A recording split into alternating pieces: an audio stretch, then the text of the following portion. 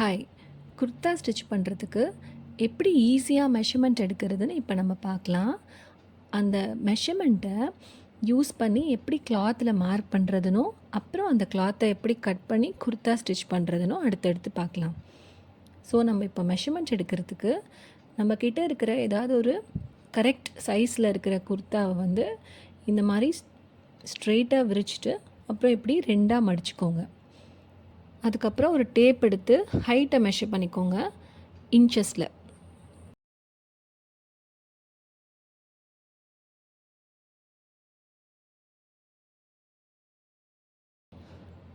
இப்போ total height வந்து எனக்கு 45 இன்ச்சஸ் வந்திருக்கு.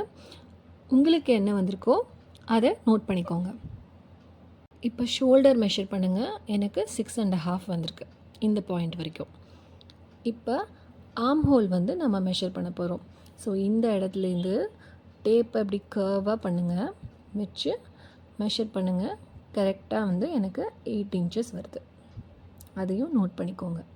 இப்போ நெக்கோட வித் வந்து நம்ம மெஷர் பண்ண போகிறோம். எனக்கு வந்து 3 இன்ச்சஸ் வந்திருக்கு. உங்களுக்கு எவ்வளோ இருக்குதுன்னு மெஷர் பண்ணிக்கோங்க.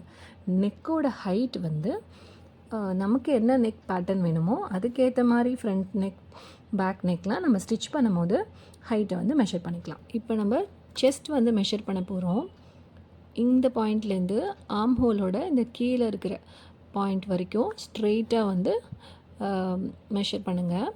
எனக்கு வந்து 10 இன்ச்சஸ் வந்திருக்கு. இப்போ வந்து நம்ம ஷேப் ஹைட் வந்து மார்க் பண்ண போகிறோம். இது மேலேருந்து கரெக்டாக 14 இன்ச்சஸில் மார்க் பண்ணுங்கள். இது மோஸ்ட்டாக எஸ் சைஸ்க்கும் எம் சைஸ்க்கும் 14 இன்ச்சஸ் தான் இருக்கும். அந்த 14 இன்ச்சஸ் மார்க் பண்ணிங்க இல்லையா, வெர்டிக்கல் லைன், அதில் அந்த பாயிண்ட்லேருந்து ஹரிசாண்டலாக நீங்கள் மெஷர் பண்ணுங்கள். அதுதான் நம்மளோட ஷேப் வித். எனக்கு வந்து 9 இன்ச்சஸ் வந்திருக்கு. உங்களுக்கு என்ன ஷேப் வித் வந்திருக்கோ அதை வந்து நோட் பண்ணி வச்சுக்கோங்க. ஷேப் ஹைட் வந்து 14, ஷேப் வித் வந்து உங்களுக்கு என்ன வந்திருக்கோ அது.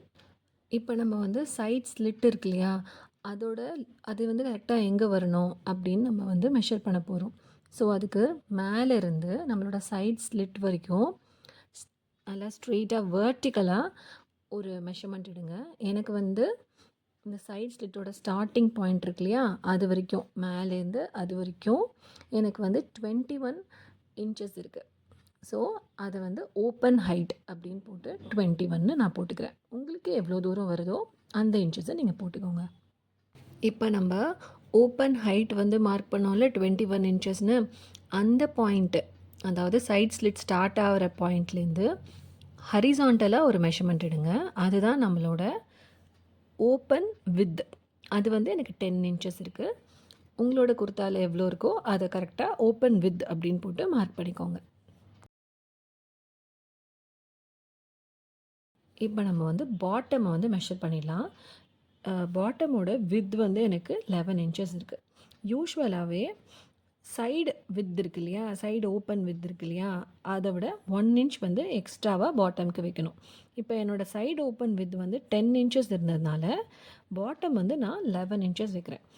இப்போ உங்களுக்கு 11 வந்து சைடு வித் இருந்தால் +1 12 வந்து நீங்கள் பாட்டமோட வித்தாக வச்சுக்கலாம். ஸ்லீவுக்கு 4 மெஷர்மெண்ட் தான். ஸ்லீவோட upper width, lower width, upper height, lower height. இந்த மேல் பார்ட் வந்து நம்மளோட அப்பர் ஹைட்டுன்னு சொல்லுவோம். இப்போ எனக்கு வந்து 15 இருக்குது. நான் 3/4 ஹேண்ட் வைக்க போகிறேன். அதனால லோயர் ஹைட் வந்து இந்த கீழ் பார்ட்டை வந்து மெஷர் பண்ணோம்.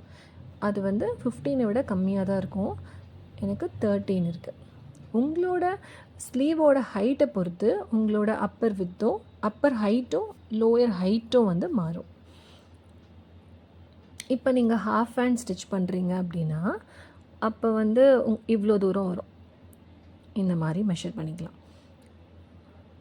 இப்போ நீங்கள் ஃபுல் ஹேண்ட் ஸ்டிச் பண்ண போகிறீங்கன்னா அப்போ உங்களோட ஹைட் வந்து இன்னும் கொஞ்சம் பெருசாக வரும். 22, 23 இன்ச்சஸ் வரும். ஸோ என்ன சைஸ்க்கு நீங்கள் ஸ்லீவை வந்து ஸ்டிச் பண்ண போகிறீங்களோ அதுக்கேற்ற மாதிரி உங்களோட அப்பர் அண்ட் லோயர் ஹைட்டை வந்து மார்க் பண்ணிக்கோங்க. இப்போ நம்ம வித்தை வந்து மார்க் பண்ணலாம். அப்பர் வித் வந்து கரெக்டாக எனக்கு 7.5 இருக்குது. இந்த இடத்துல மார்க் பண்ணோம். இது வந்து மாறாது. ஆனால் லோயர் வித் வந்து 3/4 ஹேண்ட்னா எந்த இடத்துல அது முடியுதோ கையில் அதோட சர்க்கம்ஃபரன்ஸ் தான் நம்ம வந்து மார்க் பண்ண போகிறோம். ஸோ இப்போ நம்ம ஃபுல் ஹேண்ட் வைக்க போகிறோன்னா இவ்வளோ தூரம் லென்த் இருந்தால் போதும், இந்த சைஸ்க்கு இருந்தால் போதும் இல்லையா வித்து.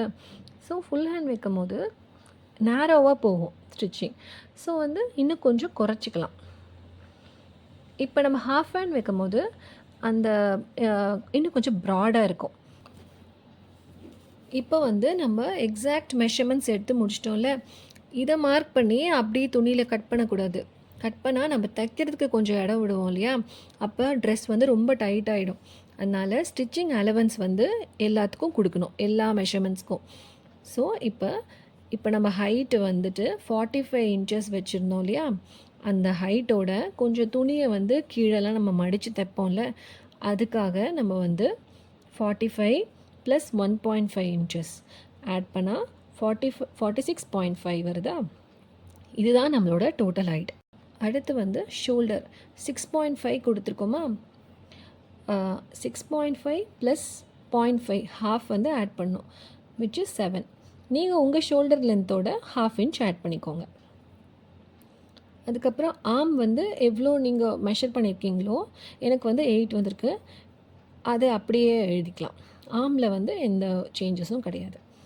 அடுத்து வந்து நெக்கோட வித், அது வந்து 3 இன்ச்சஸ். இப்போ நான் எழுத மறந்துட்டேன். நெக்கோட வித் வந்து 3 மைனஸ் ஒரு 1/2 இன்ச்சு 2.5. அடுத்து செஸ்ட் வந்து நான் 10 இன்ச்சஸ் போட்டிருக்கேன் இல்லையா, +2 ஆட் பண்ணி 12 இன்ச்சஸாக போட்டுக்கோங்க. அடுத்து ஷேப்போட ஹைட்டு 14 இன்ச்சஸ் அப்படி இருக்கட்டும். ஷேப் வித் வந்து 9 கொடுத்துருக்கோம் இல்லையா, +2 இன்ச்சஸ் 11.